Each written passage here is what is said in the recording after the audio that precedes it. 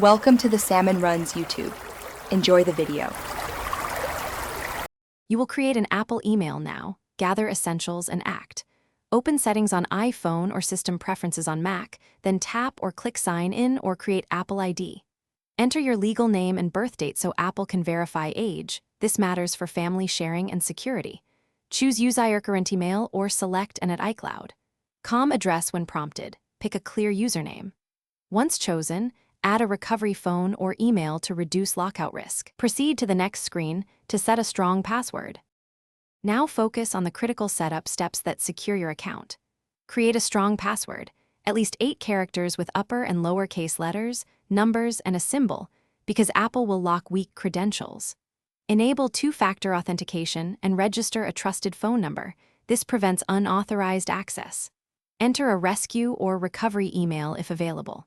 When Apple sends a verification code via SMS or email, open it and enter the digits promptly. Once verified, review privacy and terms, then continue to iCloud settings to enable mail. Finish by enabling iCloud Mail so your new address starts receiving messages. On iPhone, go to Settings, your name, iCloud, toggle Mail on. On Mac, open System Preferences, Apple ID, iCloud, check Mail. Make sure devices are signed into the same Apple ID so messages sync across inbox, sent, and folders. If you can't sign in, use the Forgot Password flow or account recovery with your rescue email or trusted phone.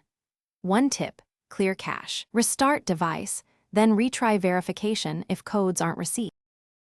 Thanks for watching. Consider subscribing if we helped you.